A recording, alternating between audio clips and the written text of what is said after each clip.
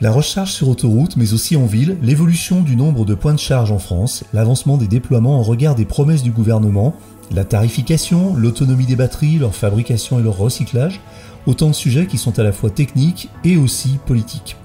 Afin d'aider et d'accélérer la transition vers l'électromobilité, il existe des organismes publics et des associations officielles ayant pignon sur rue qui travaillent avec les acteurs du marché et qui servent de courroie de transmission entre les instances européennes, les ministères et les entreprises du secteur.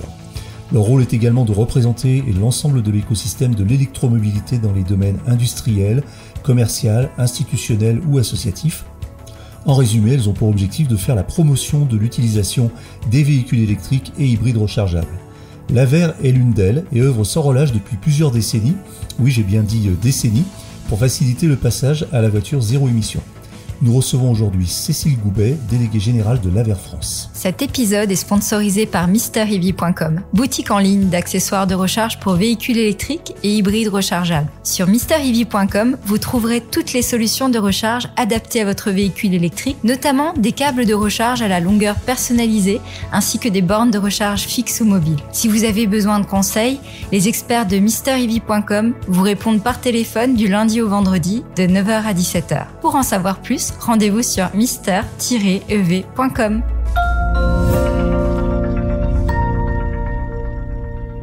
Bonjour Cécile Goubet. Bonjour. Je suis très heureux de vous accueillir dans cet épisode du podcast Automobile Propre. Je rappelle que vous êtes déléguée générale de l'AVER, un organisme qui a pour objet de promouvoir le développement de la mobilité électrique. Pouvez-vous nous présenter l'AVER plus en détail ? Oui, bien sûr. Donc l'AVER France, c'est une association professionnelle qui a effectivement pour objectif de lever les freins au déploiement de la mobilité électrique en France. Donc pour ceci, nous avons un rôle de fédération, de représentation, de défense de la mobilité électrique et également un rôle de promotion et d'information sur la mobilité électrique. On a un statut un petit peu particulier dans le sens où on représente un écosystème, pas seulement un secteur inclus dans la mobilité électrique. On représente tous les secteurs qui ont des choses à faire dans la mobilité électrique. Donc ça va des constructeurs automobiles en passant par les énergéticiens, les équipementiers, les collectivités, les territoires, les opérateurs de recharge, la partie batterie aussi, et sur tous les types de mobilité, donc véhicules particuliers, véhicules utilitaires, bus, camions, bateaux, de plus en plus, 2 et 3 roues électriques. Et au niveau énergie, on regarde tout ce qui est véhicules électriques, recharge batterie et également hydrogène. On y reviendra plus en détail. C'est combien de collaborateurs l'AVER ? Alors, quand je suis arrivée à l'AVER, on était 4 et aujourd'hui, on a dépassé les 20. Vous faites presque partie des membres fondateurs, pas vraiment, parce qu'on y viendra après, l'AVER a été créé, ça date pas exactement d'hier. Mais quelles sont vos fonctions, alors vous-même, au sein de l'AVER ? Moi, en tant que déléguée générale de l'AVER, j'ai un rôle en fait de gestion et de management de l'association, aussi bien avec l'équipe, donc pour mettre en œuvre en fait les décisions qui sont actées au niveau de l'Assemblée générale et de notre conseil d'administration, et puis avoir une vue un peu stratégique du sujet mobilité électrique pour pouvoir anticiper au mieux les grands sujets que nous allons devoir traiter pour pouvoir proposer des solutions en faveur de la mobilité électrique. Alors l'AVER, c'est un acronyme, je suppose. Ça veut dire quoi exactement ? Alors l'acronyme de l'AVER est pas forcément hyper simple à comprendre au départ, et puis une fois qu'on le sait, ça va beaucoup mieux. Donc c'est l'association du véhicule électrique routier européen. Voilà.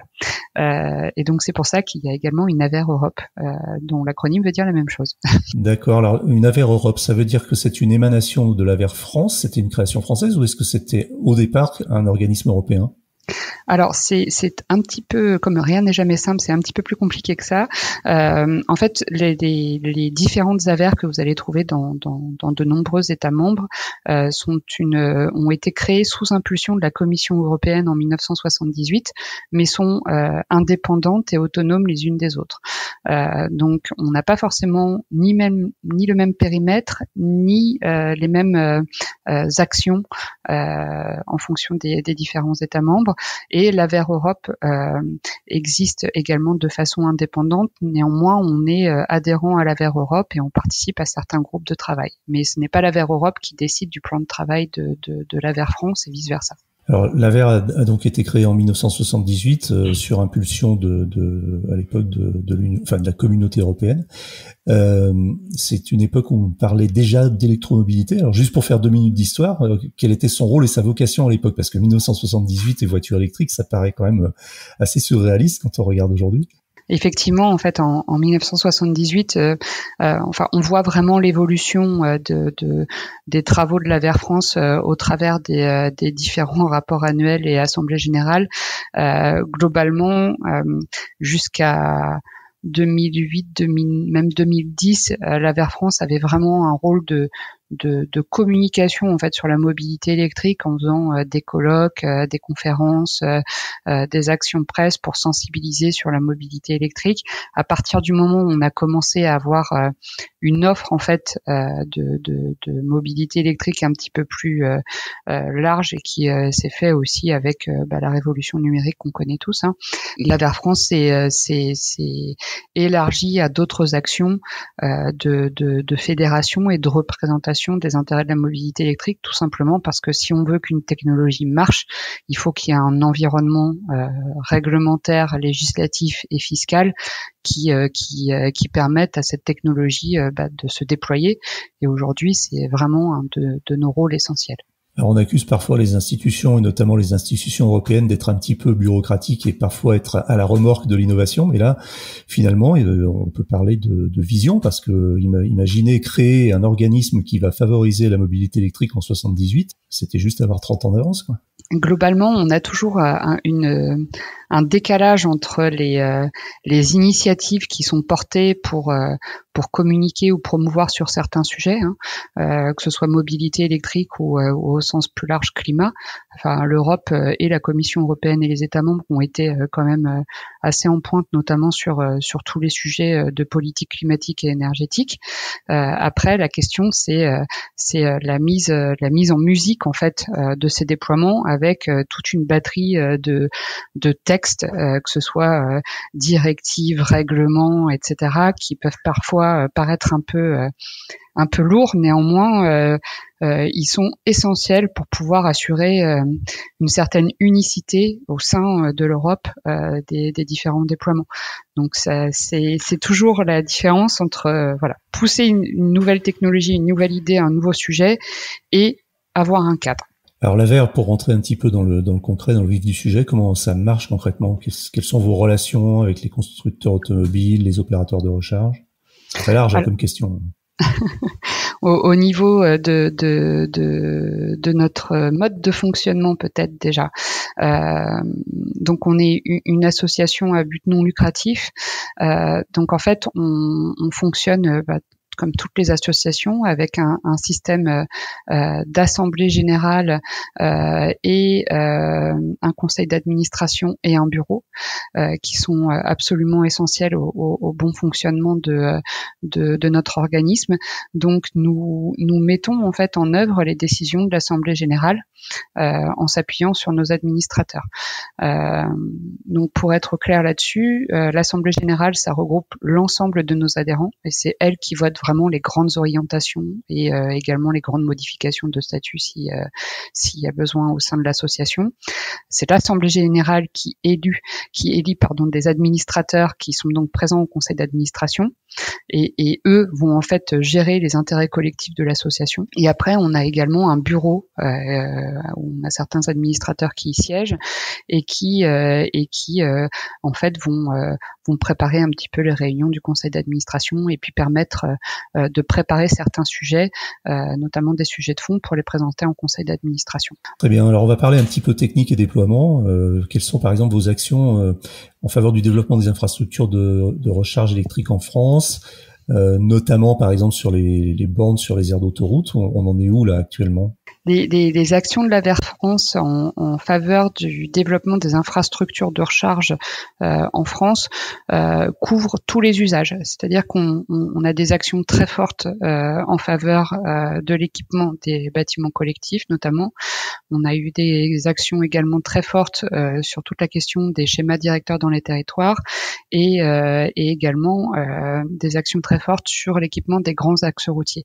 Pour nous, il faut vraiment prendre la question de tous les usages. Il ne faut pas favoriser un usage plutôt qu'un autre dans les différentes actions qui peuvent être mises en place. Au niveau de l'équipement des grands axes routiers, depuis 2018, l'AVER France avait des positions assez claires pour débloquer l'équipement des grands axes routiers en bornes de recharge avec plusieurs piliers. Le premier qui était d'avoir des vraies stations de recharge, donc pas une seule borne, mais avoir à minima des stations avec 4 points de charge, dont la moitié à haute puissance.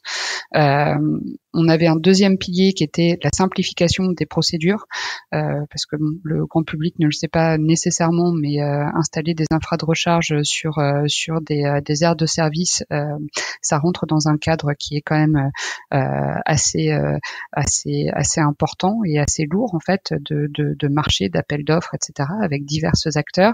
Et un troisième pilier qui était de séparer en fait la partie raccordement au réseau de la partie service de recharge, et enfin tout un accompagnement financier pour pouvoir effectuer ces déploiements. Ce qu'on a vu courant 2021, c'est que on est quand même très fiers sur cet aspect-là, c'est qu'en fait tous les points qu'on avait identifiés comme étant des points de blocage pour accélérer la recharge sur autoroute ont été pris en compte et ont permis d'avoir des financements, d'avoir une typologie de stations de recharge minimale en fonction des flux aussi, d'avoir un dispositif de financement et de décorréler la partie raccordement au réseau de la partie mise en concurrence sur la partie service de recharge.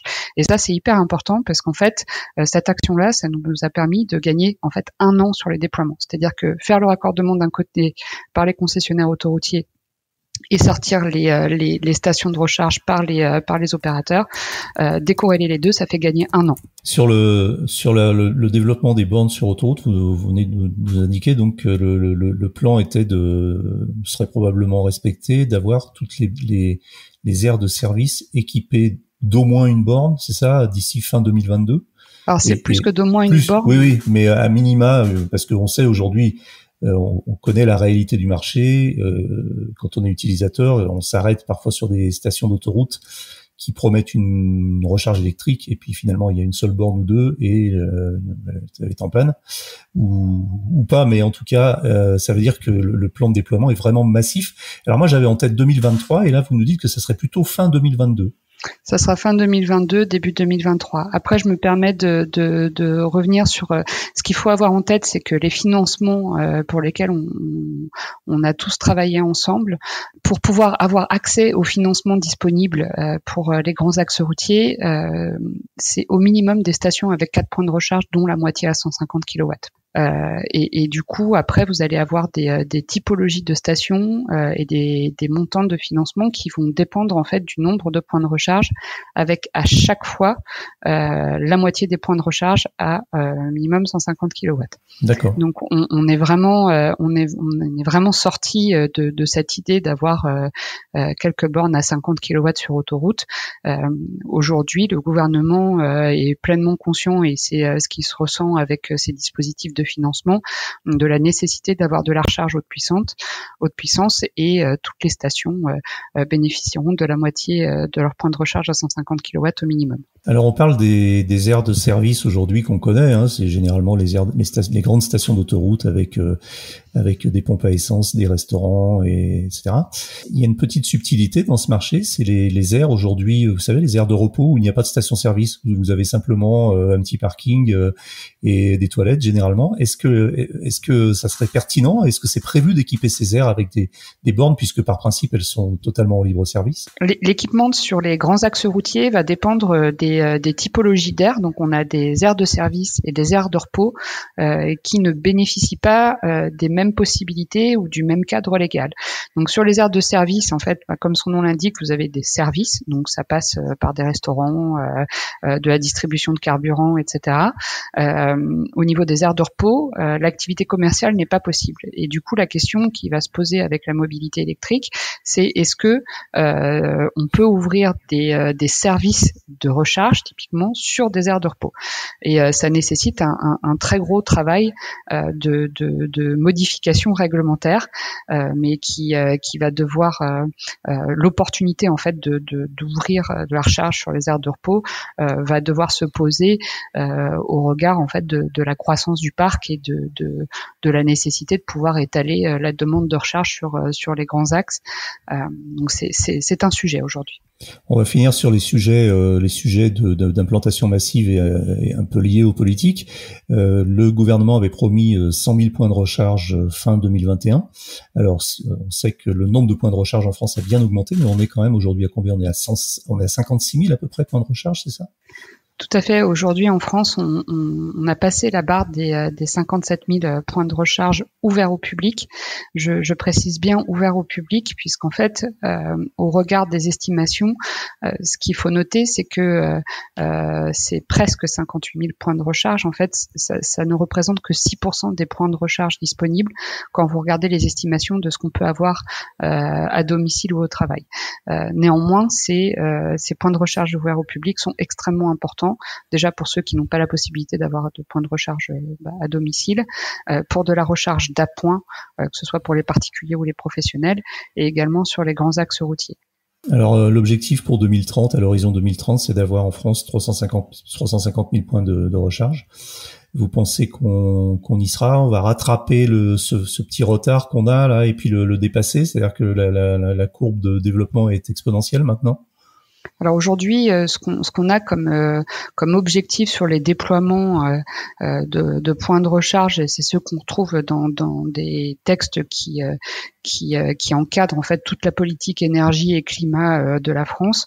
Et effectivement, au sein de la programmation pluriannuelle de l'énergie, donc la PPE, la précédente, on a en tête un objectif de 360 000 points de recharge ouverts au public à horizon 2030.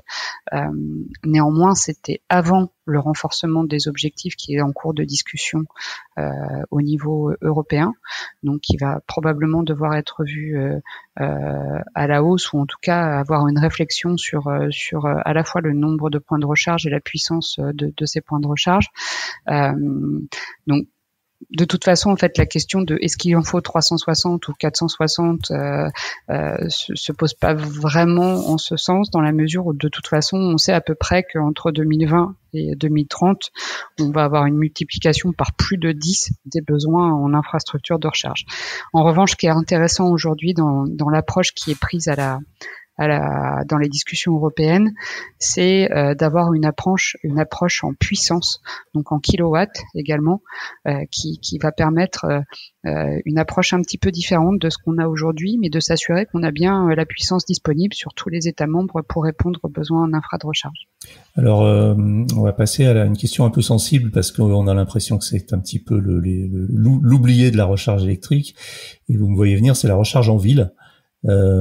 Aujourd'hui, c'est très compliqué quand on roule avec une voiture électrique et qu'on réside en ville, dans de l'habitat collectif, sans forcément de parking, notamment de l'habitat ancien, de recharger sa voiture. C'est très compliqué, c'est difficile, et on a l'impression aujourd'hui que toutes les priorités, toutes les politiques, même publiques, mises en place, concernent vraiment la recharge sur les trajets, les longs trajets, donc routières, autoroutières, etc.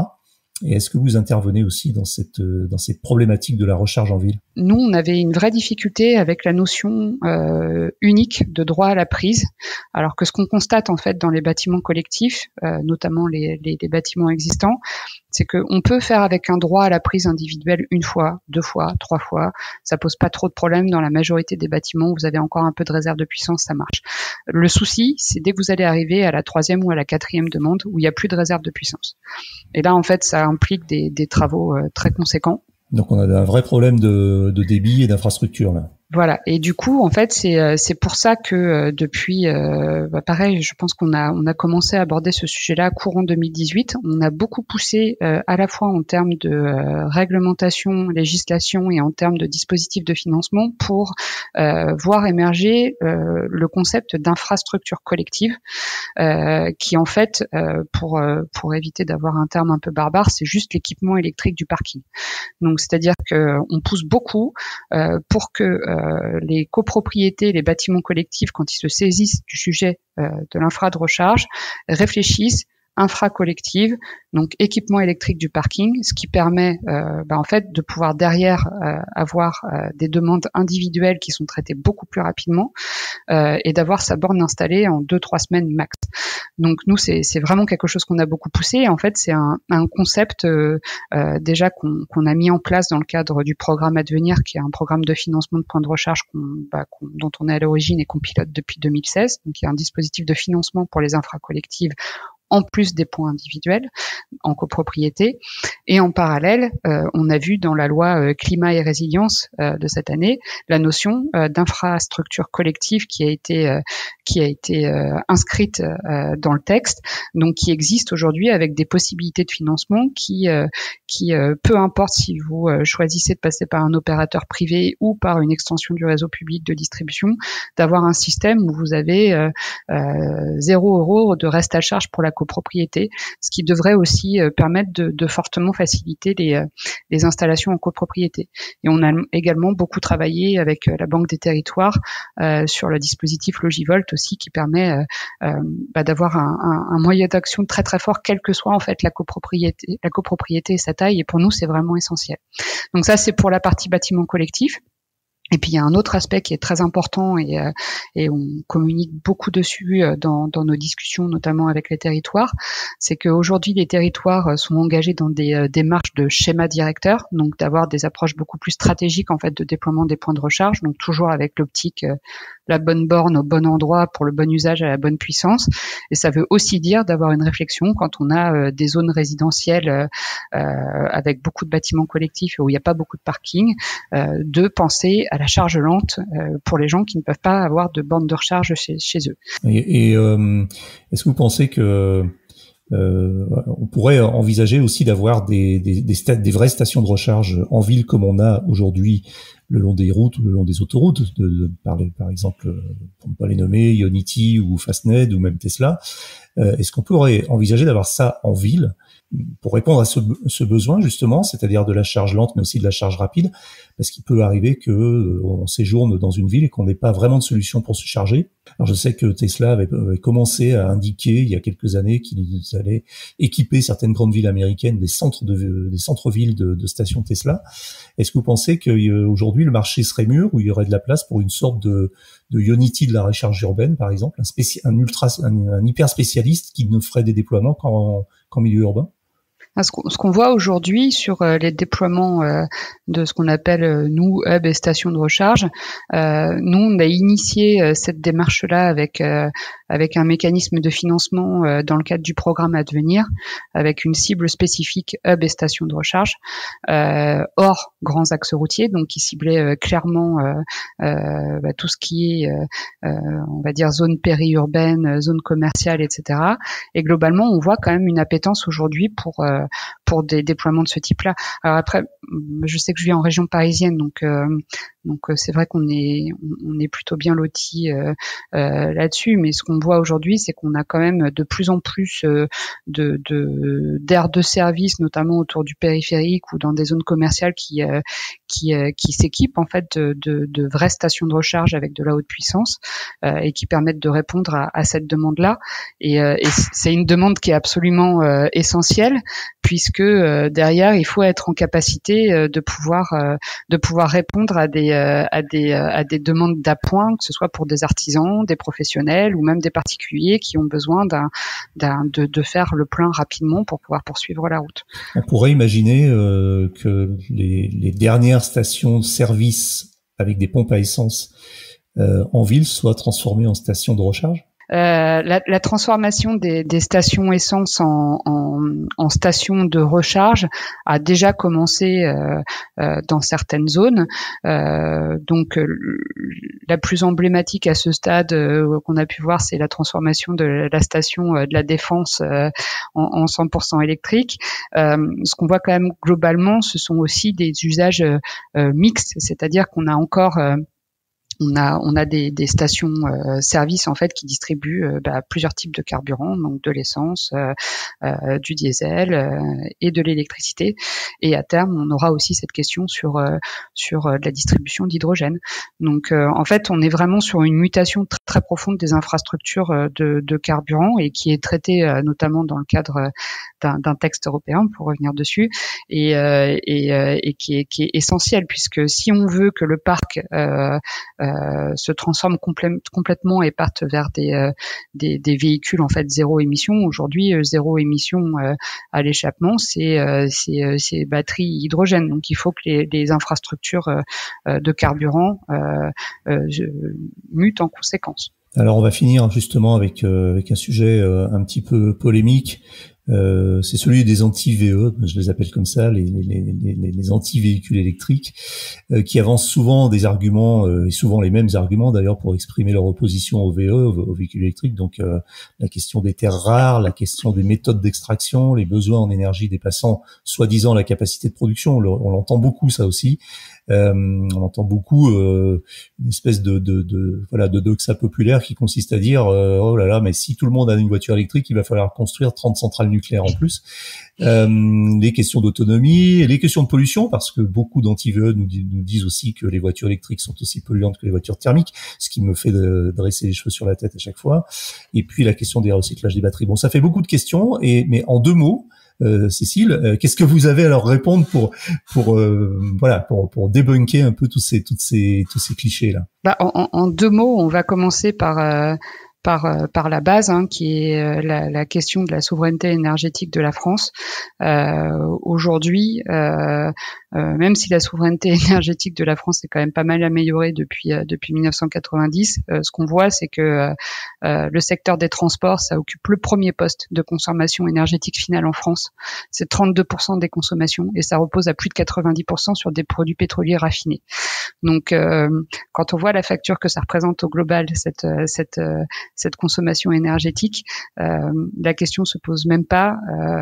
Il est évident que la mutation du parc transport vers de l'électrique, que ce soit batterie ou pile à combustible, est de toute façon bénéfique, ne serait-ce que pour notre indépendance énergétique. Après, on a beaucoup de questions sur les ACV, donc les analyses de cycle de vie. Toutes les études qui sont disponibles aujourd'hui montrent quand même que le véhicule électrique réduit l'empreinte carbone globale sur tout son cycle de vie par plus de 70% par rapport à un véhicule thermique. Donc en fait, la question se pose même pas. Une autre partie également, quand on compare véhicules électriques et véhicules thermiques, c'est qu'on oublie souvent, mais on importe du pétrole, du gaz ou tout ce qu'on veut, mais une fois que c'est brûlé, ça ne se recycle pas. L'intérêt d'une batterie, c'est qu'on peut en recycler de très nombreux composants. Et qu'aujourd'hui, on a quand même des acteurs du recyclage en France et en Europe qui sont vraiment à la pointe, avec des ambitions de niveau de recyclage extrêmement élevées, qui sont parfois bien au-dessus de ce qui peut être même prévu dans le cadre de la révision de la directive batterie. Et ça permet aussi de se faire des stocks de matières premières qui sont importants. Donc, on a vraiment aujourd'hui, en fait, quel que soit l'argument levé contre le véhicule électrique, en fait, souvent, on se rend compte que ces arguments sont faux. C'est comme le fait de construire des centrales nucléaires pour alimenter la moitié du parc. Nous, on a travaillé avec les principaux concernés, qui sont le réseau de transport d'électricité et puis Enedis aussi, et leurs études, globalement, disent toutes la même chose, quoi. C'est que, au regard de l'augmentation, de toute façon, de la production nécessaire, et notamment avec l'augmentation de la production renouvelable, en fait, il n'y aura pas besoin de demander de la production complémentaire du fait du véhicule électrique. C'est enfin voilà, la moitié du parc de véhicules électriques, c'est 10% de la consommation française à horizon 2035. Il n'y a aucun problème pour que ce soit absorbé. En revanche, et là où c'est très très important, c'est la courbe de consommation de l'électricité en France. Donc c'est tout simplement les pics de consommation qui eux doivent impérativement être gérés. Et ça se pilote très bien avec du décalage de la recharge qui est le step numéro 1, et puis plus globalement du smart charging. Et là du coup on tombe après sur les questions de lien avec les énergies renouvelables qui sont également très très intéressantes. Très bien. Cécile, je vais vous poser une dernière question qui est une question plus personnelle, mais c'est la question à 1 euro que je pose à tous mes interlocuteurs. Est-ce que vous roulez vous-même en véhicule électrique ? Alors je roule en multiples véhicules électriques. J'ai un véhicule électrique pour mon usage personnel.